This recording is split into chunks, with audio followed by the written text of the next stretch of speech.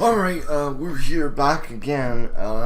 Through preseason, we've had some testing going on, but we'll get to that since not all the cars are done. We won't have any preseason testing released because, like I said, some of the cars are still being painted, but we do have all the drivers, and that's what we're here to talk about today. The team lineup for Season 2 of the Sunoco Elite Series. As you can see on your screen, we're going to be starting at the bottom team, HHR Chevy SS.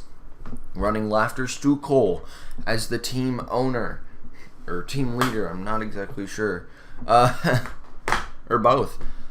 Followed by three rookies of Rob Mooney, Darren Weber, and Cordell Paulson in the 79, 97, 61. This team is very much of an outcast. No really big names there, and it's going to be interesting to see how they can fare up against the rest of the pack.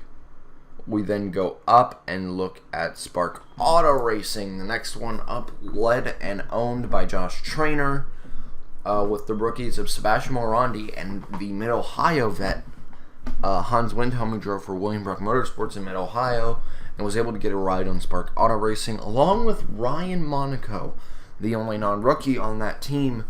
Ryan decided that he wanted to go to a lower team to help Spark Auto Racing get to the front. And that's what he's doing, is he'll run the 94 all the way down there. Then we get to the bottom veteran team, Trailblazer Motorsports, who are still here. These guys are also getting their cars painted. Still, they have been Lana Ravine, Gerard Ron, and the rookies of Trek Tauger, who was here from Mid-Ohio, won a race in Mid-Ohio. So a lot of hope out of Trek Tauger, and Sean Angel from Canada. They're running the Honda this season, which is interesting because no one else is running the Honda. The Honda is a road course ringer type car. It doesn't have a lot of straight line speed. So we'll have to watch to see how much they excel on the road courses, seeing how they're the third worst team. Then, what would be Scott Ganassi is CJ Racing. Right before season pre-testing, there was an announcement that Scott Ganassi Racing was being dropped. The owner, Philip Scott, decided that the team, he didn't really want to run it anymore. There was no extremely specific reasons he gave, but Philip Scott has dropped out with his team, and we'll hopefully see Philip Scott back next season. But now it's CJ Racing running that Chevy SS with now the three of Chris Dodd from Puerto Rico, Nick Pericles, Kyle Collins remaining on the team, and Eugene DeMax, CJ Racing's Mid-Ohio guy, is now here full-time on this team. Congratulations to Eugene DeMax.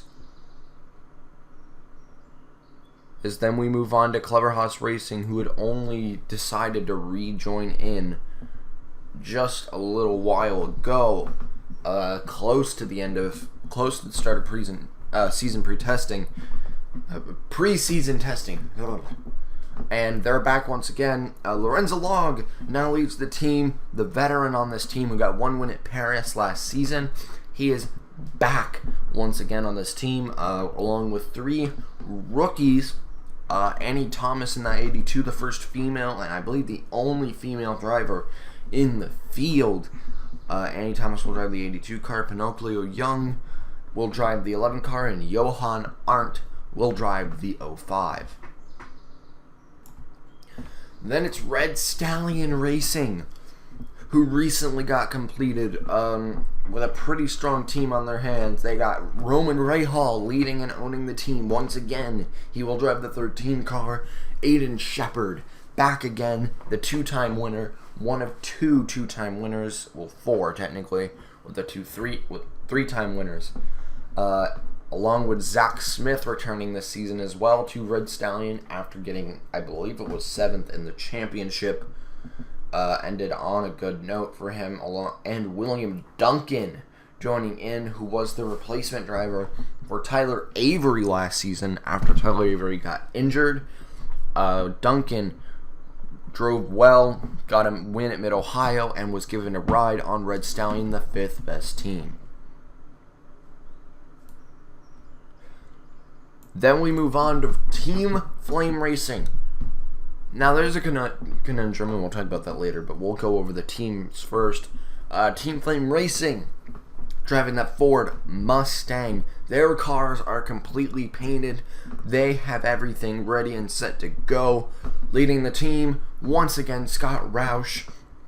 Roush was one of the biggest threats last season, and he's back once again. Tommy Turbo returning to the team after winning a Grand Detour. But 2 new members joined into the team. Jeffrey Finguy, the old Clever Haas member. Once the team originally thought they were going to shut down, Finguy got a ride on Team Flame before Clever Haas came back, but he did end up with a better ride. Along with John Arndt, who got a ride on Team Flame Racing, the 4th best team. There's a lot of hope going around for John Arndt.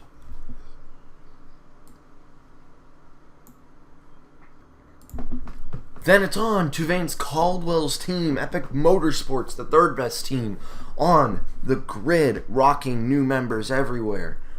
In that Toyota Camry once again, Vance Caldwell from Connecticut, along with Alexander Rowe, James Constantin, the reigning champion, and Sebastian Torres from Trailblazer last season, got a ride on the 3rd best team at Epic Motorsports.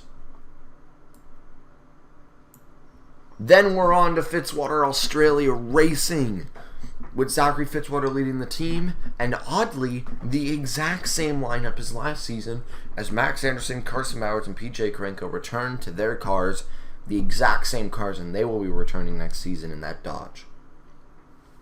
Then at the front of the field, who would have thought less than what this was going to be? William Brock Motorsports will lead the field going into Season 2 and into preseason testing. William Brock driving that 01 since he can't have the 1 anymore. Eric Monaco returned to the team nice and strong.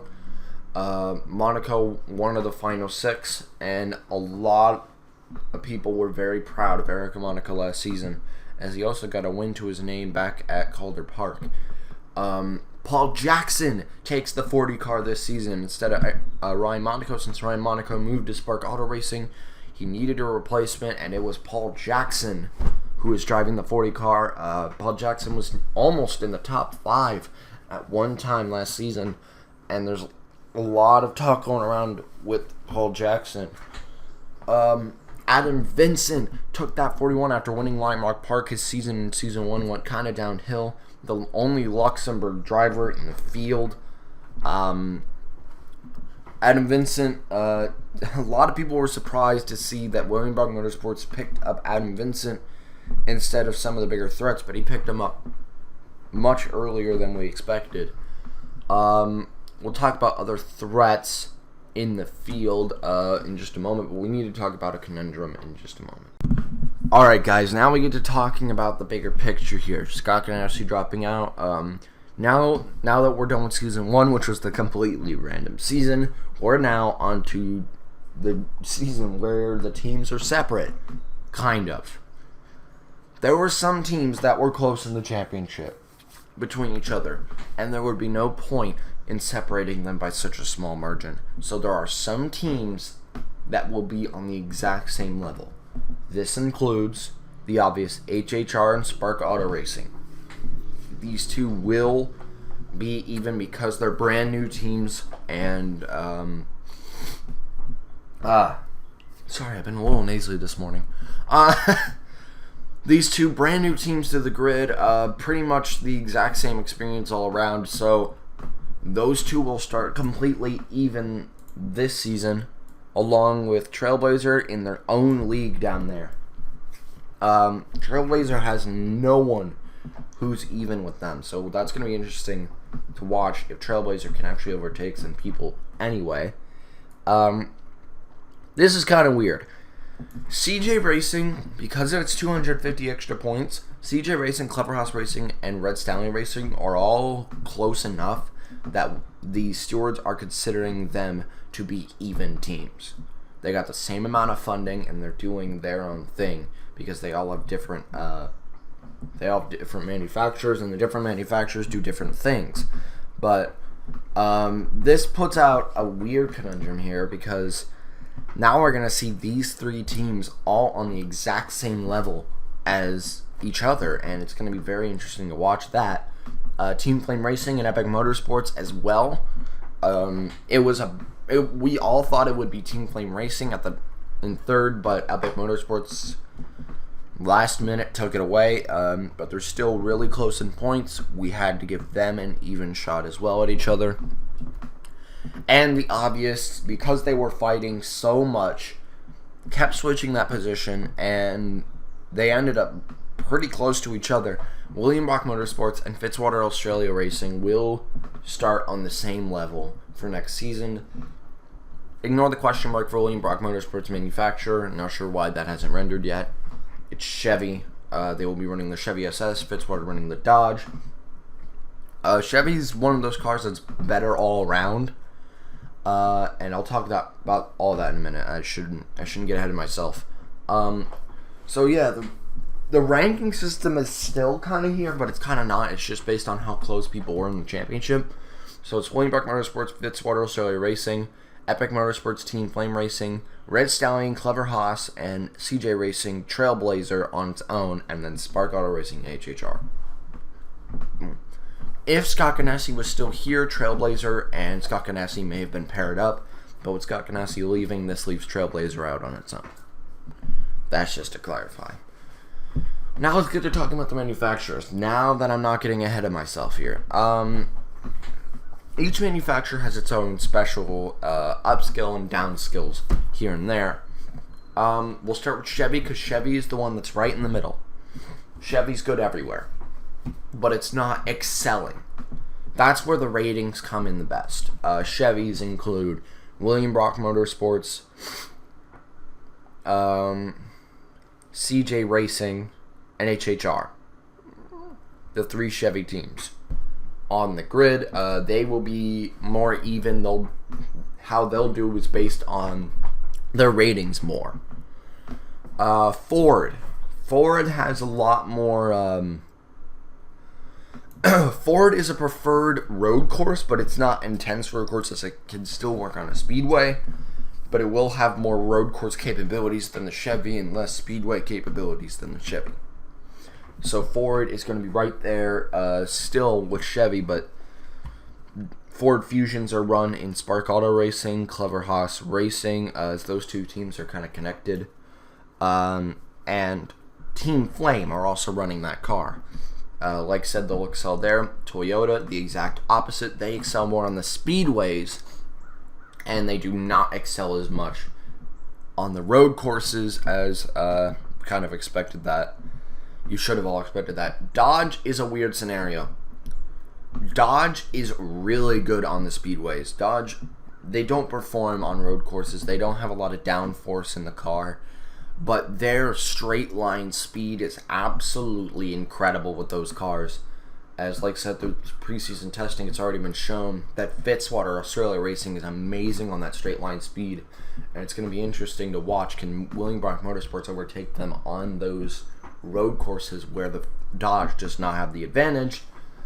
And as you'd expect, the Honda, Red Stallion also running that Dodge, but the Honda runs the exact opposite. Their downforce is incredible. On the road courses, preseason testing, Honda's has been shown to be the best manufacturer for the road course. They've been able to get around the corners well, and they are absolutely the best on the road courses, but their straight line speed is kind of lacking. The straight line speed is the worst out of the entire field. So the only team running Honda, Trailblazer, their main goal is to pass some people in points, which if they get as well as people are expecting them to do on those road courses, then they will probably move up, maybe above Red Stallion, and that should be exciting to watch for Trailblazer Motorsports. But HHR, interesting choice with them staying all the way at the bottom, and they're not trying to excel in any specific region, which is not a bad idea, so that they can be decent all round. But I'm not sure how that's going to work out. Ford Fusion, like I said, the Ford has a little bit of a road course capability more than the Chevy, and less speedway capabilities than the Chevy. And we'll have to watch that Ford as, yes, you heard me correctly, Spark Auto Racing and Clever Haas are minorly connected. They're allied teams. And there's also been talk about Epic Motorsports being connected in there as well. Small talk here and there about the connected teams. But right now, Clever Haas and Spark Auto Racing are the only two that have been completely officialized to be allied teams. But again, there's a lot of talk going around about Epic Motorsports also being in that little group of three, becoming a group of three of teams that are all interconnected between each other. Problem is that Epic Motorsports is a Toyota team, which is probably the thing that's holding them back. Since it's Toyota and Ford, they can't really help each other too much. But we'll update you on that if the allied teams start growing. But again, now we'll start to talk about people to watch this season. If this was the generalization and it was all even like it was last season, I would definitely put Nick Pericles back up there. But Nick Pericles is so low. He really is. Nick Pericles has a lot to make up as he's the fourth worst team out of 10 teams. So he's got a lot. Few people were looking at the front though. Paul Jackson, Eric Monaco, Max Anderson, Alexander Rowe, James Constantin, Roush, Arndt, Fenguy. A lot of people up here. Could be huge threats for this championship. But the main person we're looking at is that 3-time winner last season, who won at Road America. Road America, Homestead, and then Yas Marina. James Constantin. The only other 3-time winner, Philip Scott, not competing this season. So this gives James Constantin a huge chance to step up and break that tie and give James Constantin most wins awarded this season. But there are also other people chasing that. Obviously, in Shepard, Nick Pericles, they both have 2 wins apiece. They're looking for a third. Roush could get a second win. And the obvious, William Brock, Eric Monaco. Those two have been pretty powerful through preseason testing. They could be some of the biggest threats out here. But that's about it, guys, for this preseason. We'll get to preseason testing later because some of the cars are being fixed up. We will probably have separate videos for preseason testing at certain tracks to see how each team performs. Yes, that will probably be a thing. But until then, guys, ciao.